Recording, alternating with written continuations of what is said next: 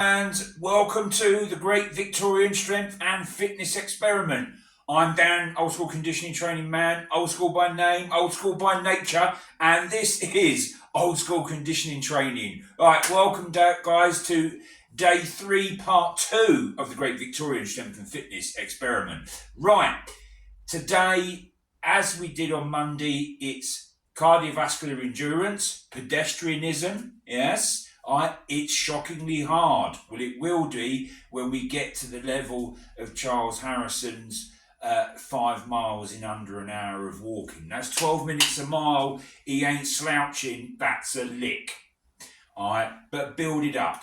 Okay. Anyway, so we've done the pedestrianism this morning, and we've talked about that, and we also talked about training within your central nervous system's ability, okay? And what Charles Harrison said about that, although he didn't call it that, but he referred to it, and if you read between the lines, it is basically what he's saying, okay? But that's already been hashed out, okay? So we're going to leave that where it is. But we are going to talk a little bit more about what he said, all right? But before that, the strength training on day 3, okay, is different to the other 2 strength training days, where the other 2 strength training days come from mainly Professor Charles Harrison's 1868 manual, Indian clubs, dumbbell and sword exercise, okay.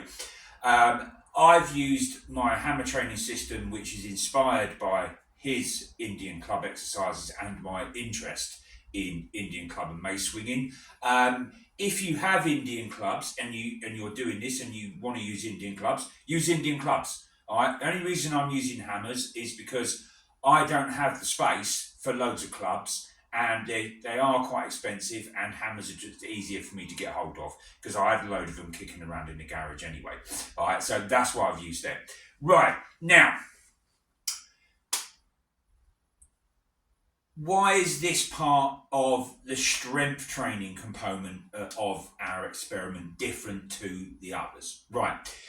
The reason why is because the middle session of strength training in this is all about body weight. Okay. And the reason why I've put this in is because we're not only using Charles Harrison's manual of 1868, but we're also using some of the dumbbell exercises from William Woods' Gymnastic and Athletic Exercise Manual, right, that he wrote in 1869 in New York, okay? And he was teaching gymnastic and athletic exercise, okay, in New York City to the higher echelons of society and their young men and women. Now, right, we need to clear up a couple of things about what is gymnastics, okay? All right. In the modern era, when we talk about gymnastics, we're talking about what we see at the Olympics, okay? Vaulting, the bars, parallel bars, Olympic rings, things like that. Yes, they did that in Victorian gyms, okay? I'm not saying they didn't, okay? They did it, and they did a lot of it, all right? But gymnastics really means any exercise that you can do in a gym, okay? All right, so that's that cleared up, okay? Now, as we get further a few months down the line, and around about sort of 4 to 6 months, all right, we're going to be moving away from the dumbbell work of Charles Harrison, and we're going to be moving more into the manual of William Wood, okay? And this is why I'm, right from week 1, I'm putting in a preparatory series of progression bodyweight exercises, because when you look at William Wood's manual, he does have, from the dumbbell system that he uses, okay, he does have bodyweight exercises that are progressions to getting onto the higher parallel bars, the gymnastic rings, and he also does talks about and does exercises with the trapeze. We won't be getting into that, but we will be dealing with parallel bars, Olympic rings and stuff like that. All right. Now, it does start off with the basic exercises, the preparatory exercises of getting you conditioned to be doing some quite complicated stuff with it. But there isn't enough breakdown in his manual. And that's not to say that he didn't know how to break things down, okay? Because if you were training with him under his supervision, he would have done pretty much what I'm doing now, okay? Laying down a good foundation of body weight strength as well as the dumbbell work to get you ready. Because if you just sling someone at getting onto the high parallel bars, swinging their legs backwards and forwards, okay, there's not going to be enough strength in your muscle tissue and your connective muscle tissue, okay, and you're going to end up with an injury. And it's the same with hanging from the Olympic rings. The start off one from that is you're hanging, okay, and you're swinging from side to side, okay, using your obliques, but you're hanging, so your grip strength's got to be strong, okay? So that's one of the things that's going to get tackled right from day one, okay?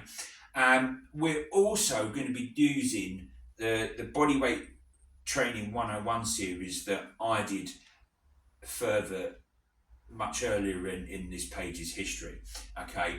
Although that's really meant for people that struggle with pull-ups, push-ups and things like that, but it will still, we're going to do it anyway, even if you can do pull-ups, even if you can do dips on the parallel bars, and you've got a reasonably high strength degree in calisthenics, right? We're still going to use this because we will get benefit from it, because what it will do, it's going to work the smaller parts of muscles, okay, that we need to strengthen before we get on to swinging around on parallel bars, okay, swinging around on Olympic rings. And also we need to learn and get used to how to automatically engage our scapular muscles. So, all right, when you're hanging from things, okay, you're not just hanging out of your rotator cuffs, because that's only going to end in one way. You're going to end up with a very nasty shoulder injury, okay? I'll tell you that for free, okay? And if you were training with William Woods, he would know this, okay? And he would have done all the preparatory exercises that we're doing, perhaps in another way, shape or form, but this would not be alien to him or Charles Harrison, okay? But before we get on to that, I just want to say one last thing about Charles Harrison and what he was saying, and what ties in with what I was saying earlier about training within, listening to your body, and training within your limits of your central nervous system, okay? Although they didn't know scientifically as much as what we do now, right? These guys were well ahead of their times, and they knew a lot of this by feel, because they've done a lot of training themselves, they've trained a lot of other people, they've made mistakes, they've had injuries, so they've done the workarounds, so then they pass on that knowledge, okay? It is talked about in Harrison's manual, okay, when he says during the dumbbell exercises, because you're going from 5 to 50 reps, okay, is to go up gradually, and to do the exercises in good form until your muscles are tired, fatigued, but not overly fatigued or to the point of exhaustion, okay? What he's basically saying there is get to the point of localized muscular failure, and then stop, okay, and then gradually work on, and then using what we now call progressive resistance, okay, reading between the lines, that's what he's basically said, is you gradually go stronger by just adding a few reps at a time until you get to the 50, and then you add weight, drop the reps, and then you continue that. That's him talking about what we now call progressive resistance training, okay? So he understood it, okay? Even though in different terms than what we do today, it wasn't alien to them, okay? And neither would it have been to William Woods. Now, another thing he's talking about, Charles Harrison talking about, is when he's saying, work until the muscles are tired and fatigued, but not overly fatigued or at the point of exhaustion, is when I train with my clients, I say to them, right, you need to get out of your comfort zone. And this is what Charles Harrison is saying, right? And this is what William Woods would be saying as well, okay? All right, because if you just stay in your comfort zone, okay, it's not going to work, okay? You're never going to get out of it. You're never going to get stronger. You're never going to get fitter, okay? But what he's saying is, and what I say to my clients is you push little bits at your boundaries, right? So your boundaries are there, you're just pushing slightly, but you're pushing in all different directions, okay? And throughout my fitness career, my time in the army, fitness training, fighting, and being a personal trainer for the last 13 years, okay, I've